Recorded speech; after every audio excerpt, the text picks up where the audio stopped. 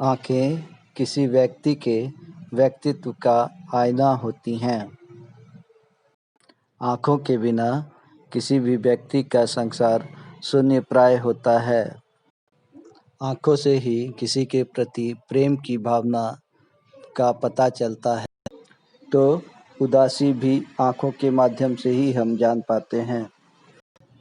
आइए हस्तरेखा के माध्यम से एक छोटा सा अध्ययन हम करते हैं कि आँखों में दिक्कत आने से हमें कैसे पता चले। समस्त चराचर जगत में सूर्यदेव के प्रकाश के बिना कोई भी चीज दृष्टिगोचर नहीं हो सकती। उसी प्रकार ज्योतिष क्षेत्र में भी अगर हमें आँख के बारे में जानना है तो उसका संबंध सूर्य की उंगली, सूर्य की रेखाएं और मस्तिष्क रेखा में आए हुए परिवर्तन के आधार पर हम जानेंगे। किसी भी हाथ में जब सूर्य की उंगली के नीचे ये सूर्य रेखा अगर अच्छी नहीं है तो आँख की दिक्कतें आ सकती हैं। ठीक सूर्य रेखा के नीचे जब कोई जौ या वर्ग अगर मस्तिष्क रेखा के ऊपर आ जाता है तो भी जो है व्यक्ति के आँख में किसी न किसी प्रकार से दिक्कतें आना प्रारंभ हो जाता है या आँख की बीमारी का प्रारंभ हो जाता है। सबसे पहले इस हाथ में भी अगर हम देखें तो ठीक सूर्यदेव के उंगली के नीचे एक वर्ग का प्रादुर्भाव हुआ है जो कि मस्तिष्क रेखा को किसी तरह से घेरता है। इस तरह की स्थिति जब भी उत्पन्न होती है, मनुष्य के आँख में दिक्कतें प्रारंभ हो जाती हैं। ऐसी स्थिति में मनुष्य को यथासंभव यथाशीघ्र किसी उचित चिकित्सक से सलाह और परामर्श लेकर के उसका निवारण करने की कोशिश करनी चाहिए। एक अन्य हाथ का जब हम अध्ययन करते हैं तो पाते हैं कि ये सूर्य रेखा और मस्तिष्क रेखा के लगभग में यहाँ पर पुनः हम वर्ग और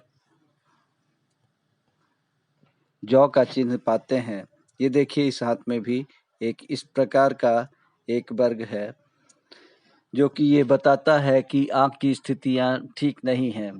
ऐसी स्थिति में आप कभी भी किसी के भी हाथ को देख कर के ये समझ सकते हैं कि आँख में कुछ ना कुछ प्रॉब्लम आ रही है या है। जब ये स्थितियाँ और थोड़ा सा गाढ़े रूप में ये रेखाएं स्पष्ट होती हैं तो इसका अभिप्राय ये होता है कि आदमी अंधत्व की ओर भी बढ़ता चला जाता है।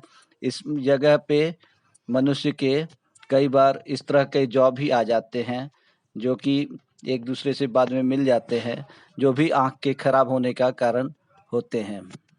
जब हम एक अन्य हाथ का अध्ययन करते हैं तो पाते हैं कि सूर्यदेव की ये रेखा काफ़ी स्पष्ट है, परंतु मस्तिष्क रेखा में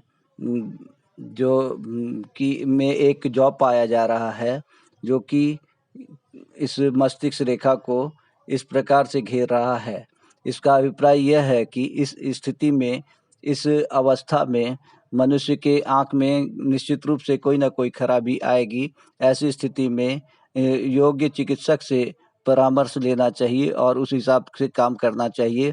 भारतीय ज्योतिष शास्त्र के अनुसार सूर्यदेव की उपासना आँख के किसी भी खराबी के लिए अत्यंत आवश्यक होता है। अतः सूर्यदेव को जल देना चाहिए, सूर्य आदित्य स्तोत्र का पाठ करना चाहिए और अगर संभव हो तो चक्षुषी विद्या का भी अभ्यास करना चाहिए।